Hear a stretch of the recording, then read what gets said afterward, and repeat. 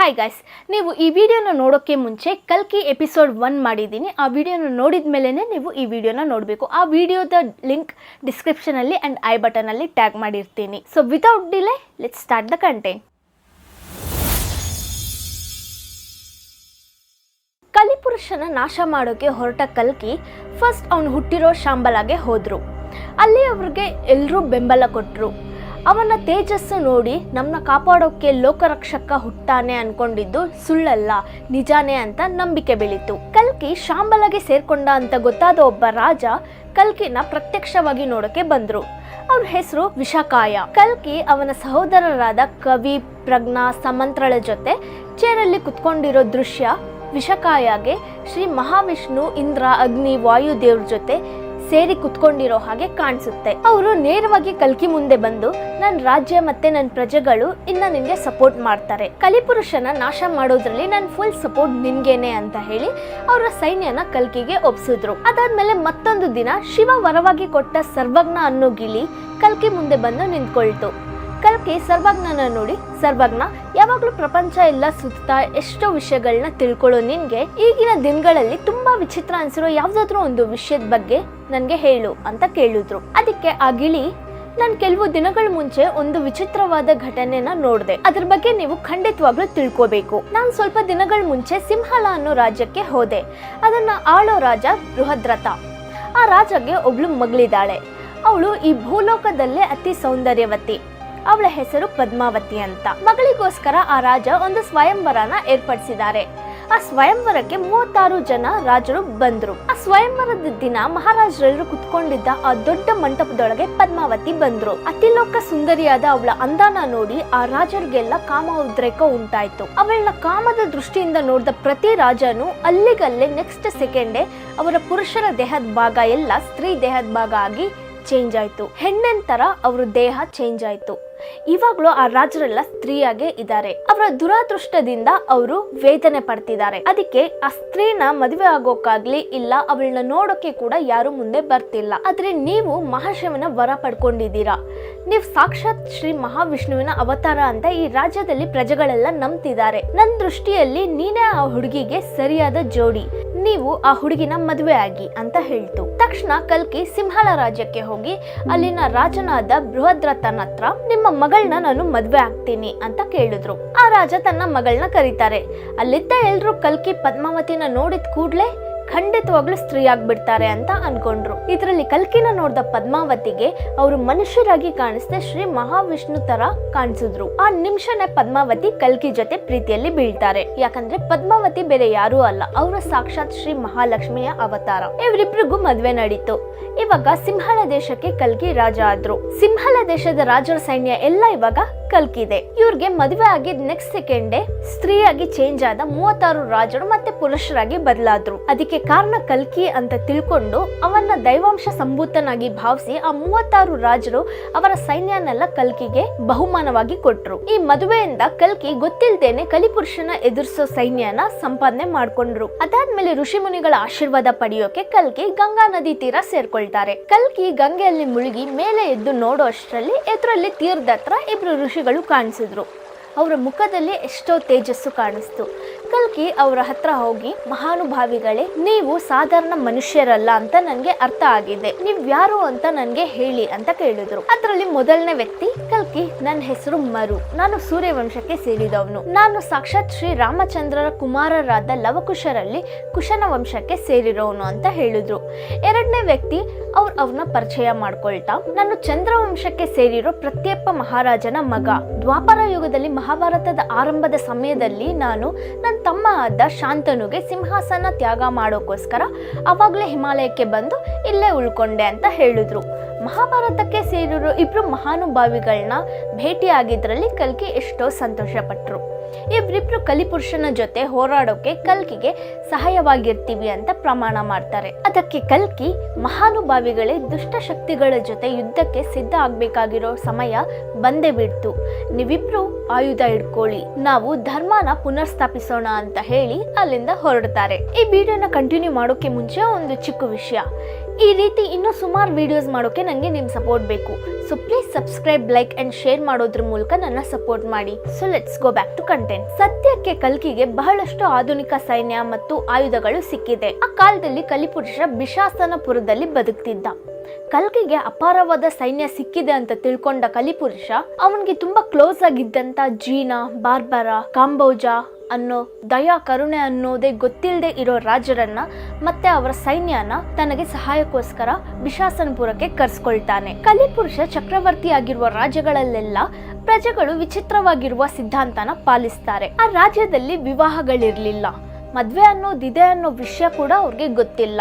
ಶಾರೀರಿಕ ಸುಖಗಳನ್ನ ಅನುಭವಿಸಿದ್ರೇನೆ ಸ್ವರ್ಗ, ಇಲ್ಲಾಂದ್ರೆ ನರ್ಕ ಅನ್ನೋ ಸಿದ್ಧಾಂತನ ಅವರು ತುಂಬಾ ನಂಬ್ತಿದ್ರು. ಪಾಪ ಪುಣ್ಯ ಅನ್ನೋದು ಇಲ್ವೇ ಇಲ್ಲ, ಎಲ್ಲರೂ ಸಮಾನನೇ, ರಕ್ತ ಸಂಬಂಧ ಅನ್ನೋದೇ ಇರಲ್ಲ ಅಂತ ಸರಿ ತಪ್ಪು ನೋಡದೆ ವಿಚಿತ್ರವಾಗಿ ಅವರು ಬದುಕ್ತಿರ್ತಾರೆ. ಅಲ್ಲಿ ಸನಾತನ ಧರ್ಮ, ಆಚಾರ, ವ್ಯವಹಾರಗಳೆಲ್ಲ ಪೂರ್ತಿಯಾಗಿ ಮಾಯ ಆಗೋಯ್ತು. ಎಲ್ರೂ ಎದುರು ನೋಡ್ತಿದ್ದಂತ ಸಮಯ ಬಂದೇ ಬಿಡ್ತು. ಕಲಿಪುರುಷನ್ಗೆ ಸಪೋರ್ಟ್ ಆಗಿ ನಿಂತಿದ್ದ ರಾಜ್ಯರ ಸೈನ್ಯ ಕಲ್ಕಿಗೋಸ್ಕರ ಎದುರು ನೋಡ್ತಿದೆ. ಅದರಲ್ಲಿ ಮೊದಲನೇದಾಗಿ ಕೀಟಕ ರಾಜ್ಯದ ರಾಜನಾದ ಜೀನಾ ಸೈನ್ಯ, ಇನ್ನು ಪುಲಿಂದ ರಾಜ್ಯದ ರಾಜ ಆದ ಬಾರ್ಬರ ಸೈನ್ಯ, 1000ದಷ್ಟು ಜನಗಳು ನಿಂತ್ಕೊಂಡಿದ್ದಾರೆ. ಇದನ್ನೆಲ್ಲ ಕಲಿಪುರುಷ ಬಿಶಾಸನಪುರಂ ಅಲ್ಲೇ ಎತ್ತರವಾದ ಅವನ ಕೋಟೆ ಮೇಲಿಂದ ನೋಡ್ತಿದ್ದಾನೆ. ಅಷ್ಟರಲ್ಲಿ ಕಲ್ಕಿ ಸೈನ್ಯ ಎಲ್ಲ ಕಲಿಪುರುಷನ ಸೈನ್ಯದ ಎದುರು ಬಂದು ನಿಂತ್ಕೊಳ್ತು. ಅದನ್ನ ನೋಡ್ತಾ ಕಲಿಪುರುಷ ತನ್ನ ಸೈನ್ಯದ ಅರ್ಧದಷ್ಟು ಕೂಡ ಕಲ್ಕಿ ಸೈನ್ಯ ಇಲ್ಲ, ಸೊ ವಿಜಯ ನಂದೇ ಅಂತ ಅನ್ಕೊಳ್ತಾನೆ. ಕಲಿಪುರುಷನ ಆಜ್ಞೆ ಮೇಲೆ ಜೀನಾ, ಬಾರ್ಬರ ಸೈನ್ಯ ಕಲ್ಕಿ ಸೈನ್ಯದ ಮೇಲೆ ಆವೇಶವಾಗಿ ಯುದ್ಧ ಮಾಡೋಕೆ ಶುರು ಮಾಡಿದ್ರು. ಎರಡು ಸೈನ್ಯದ ಮಧ್ಯೆ ಘೋರ ಯುದ್ಧ ನಡೀತಿದೆ. ಆದ್ರೆ ಕಲಿಪುರುಷನ್ಗೆ ಗೊತ್ತಿಲ್ಲದೆ ಇರೋ ವಿಷಯ ಏನಂದ್ರೆ ಕಲ್ಕಿಯ ಬಲದ ಮುಂದೆ ಜೀನಾ ತುಂಬಾ ಚಿಕ್ಕವನು ಅಂತ.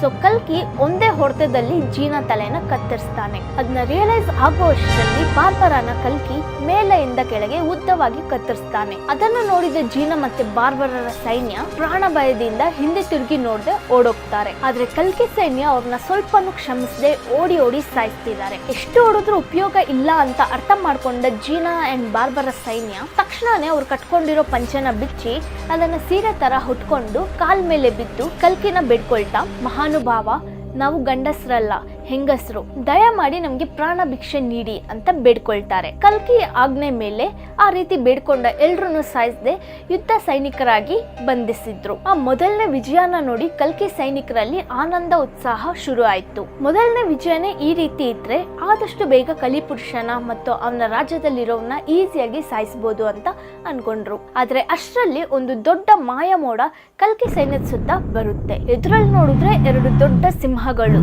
ಒಂದು ರಥನ ಇಳ್ಕೊಂಡ್ ಬರ್ತಿದೆ. ಆ ರಥದ ಹಿಂದೆ ಒಂದು ದೊಡ್ಡ ಗರುಡ ಆಕಾಶದಲ್ಲಿ ಹಾರ್ಕೊಂಡ್ ಬರ್ತಿದೆ. ಆ ರಥದ ಜೊತೆ 1000 ಗಟ್ಟಲೆ ಸೈನ್ಯ ಬರ್ತಿದೆ. ಅದನ್ನ ನೋಡಿ ದೇವಾಪಿ ಕಲ್ಕಿ ಹತ್ರ, ಕಲ್ಕಿ, ಆ ರಥದಲ್ಲಿರೋ ಮಹಿಳೆ ಹೆಸರು ಮಾಯಾದೇವಿ, ಅವಳ ಮಾಯ ಪ್ರಭಾವ ಅನಂತ. ಆ ಸ್ತ್ರೀ ಜೊತೆ ಯಾರು ಯುದ್ಧ ಮಾಡೋಕ್ಕಾಗಲ್ಲ.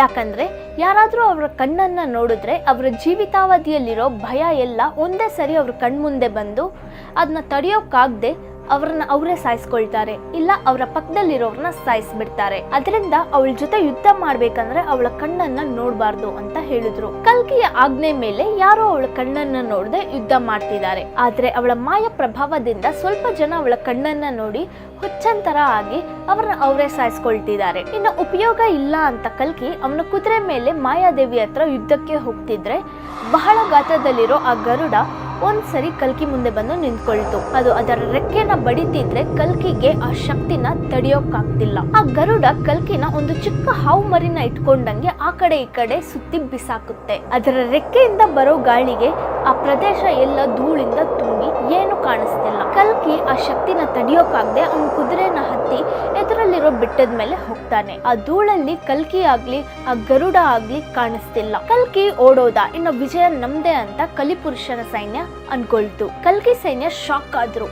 ಅವನ್ನ ನಂಬ್ಕೊಂಡು ಬಂದ್ರೆ ಹೀಗೆ ಬಿಟ್ಟು ಓಡೋದ್ನಲ್ಲ ಅಂತ ಬೇಜಾರಾದ್ರು. ಅಷ್ಟರಲ್ಲಿ ಆ ಧೂಳಲ್ಲಿ ದೊಡ್ಡ ಶಬ್ದ ಕೇಳಿಸ್ತು. ಅದು ಆ ಗರುಡನ ಸೌಂಡ್. ಅದು ಜೋರಾಗಿ ಕಿರ್ಚ್ಕೊಂಡು ಆ ಧೂಳಿಂದ ಆಚೆ ಬಂದು ಎಲ್ರಿಗೂ ಕಾಣಿಸ್ತು.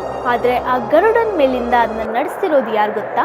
ಶ್ರೀ ಮಹಾವಿಷ್ಣುವಿನ 10ನೇ ಅವತಾರ ಕಲ್ಕಿ. ಕಲ್ಕಿ ಕುದುರೆ ಮೇಲೆ ಓಡೋಗಿದ್ದು ಆ ಬೆಟ್ಟದ ಮೇಲೆ ಹತ್ತಿ ಅಲ್ಲಿಂದ ಆ ಗರುಡನ ಮೇಲೆ ಎಗರಿ ಅದನ್ನ ಕಂಟ್ರೋಲ್ ಅಲ್ಲಿ ತಗೊಳ್ಳೋಕೆ. ಕಲ್ಕಿ ಹಾಗೆ ಗರುಡನ ಮೇಲೆ ಬರ್ತಿರೋ ದೃಶ್ಯನ ನೋಡಿ ಕಲಿಪುರುಷನ ಸೈನ್ಯಕ್ಕೆ ಗಾಬರಿ ಆಯಿತು. ಆ ರೀತಿ ಕಲ್ಕಿನ ನೋಡಿದ ಕಲ್ಕಿ ಸೈನ್ಯಕ್ಕೆ ಉತ್ಸಾಹ ಹೆಚ್ಚಾಗಿ ಶತ್ರು ಸೈನ್ಯನ ಸಾಯಿಸ್ಕೊಂಡು ಹೋಗ್ತಿದ್ದಾರೆ. ಕಲ್ಕಿನ ಆ ರೀತಿ ಗರುಡನ ಮೇಲೆ ನೋಡಿದ ಮಾಯಾದೇವಿ ಕಣ್ಗೆ ಕಲ್ಕಿ ಒಂದು ಮರಣದ ತರ ಕಾಣಿಸ್ಕೊಂಡ. ತಕ್ಷಣ ಮಾಯಾದೇವಿ ಪ್ರಾಣ ಭಯದಿಂದ ಅವಳ ರಥದಲ್ಲಿ ಹಿಂದೆ ತಿರುಗಿ ನೋಡದೆ ಹೋಗ್ತಾಳೆ. ತಕ್ಷಣ ಕಲಿಪುರುಷ ಪೂರ್ತಿ ಸೈನ್ಯನ ಯುದ್ಧ ಮಾಡೋಕೆ ಆಜ್ಞಾಪಿಸ್ತಾನೆ. ಕಲ್ಕಿ ಆ ಗರುಡದ ಮೇಲೆ ಕುತ್ಕೊಂಡೆ ಮೇಲಿಂದಾನೆ ಅವನ ಆಯುಧದಿಂದ ಶತ್ರು ಸೈನ್ಯನ ನಾಶ ಮಾಡ್ತಿದ್ದಾನೆ. ಅಷ್ಟರಲ್ಲಿ ಗಾಳಿಯಲ್ಲಿ ಹಾರ್ತಿರೋ ಕಲ್ಕಿಗೆ ಎದುರಲ್ಲಿ ದೊಡ್ಡ ದೊಡ್ಡ ಬಾವಲಿಗಳ ಜೊತೆ ಗಾಳಿಯಲ್ಲಿ ಎಳಿತಿರೋ ಒಂದು ರಥ ಕಾಣಿಸ್ತು. ಅದನ್ನ ಓಡಿಸ್ತಿರೋದು ಕಲಿಪುರುಷ.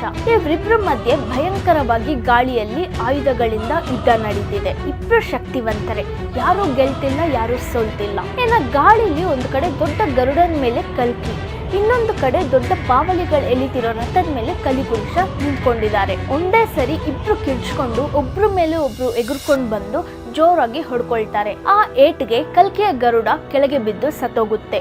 ಕಲಿಪುರುಷನ ರಥ ಚೂರಾಯ್ತು. ಕಲ್ಕಿ ಇಬ್ರು ನೆಲದ ಮೇಲೆ ಬಿದ್ರು. ಇಬ್ರು ಮಧ್ಯೆ ಘೋರ ಯುದ್ಧ ನಡೀತಿದೆ. ಯಾವಾಗ್ಲೇ ಆದ್ರೂ ಕೆಟ್ಟದ ಮೇಲೆ ಒಳ್ಳೇದು ಗೆಲ್ಬೇಕಾಗಿರೋದೆ, ಕೆಟ್ಟದು ನಾಶ ಆಗ್ಲೇಬೇಕು. ಆ ಯುದ್ಧದಲ್ಲಿ ಕಲ್ಕಿ ಗಾಳಿಯಲ್ಲಿ ಹಾರಿ ತನ್ನ ಕೈಯಲ್ಲಿದ್ದ ಆಯುಧದಿಂದ ಕಲಿಪುರುಷನ ತಲೆಗೆ ಜೋರಾಗಿ ಹೊಡೆದ.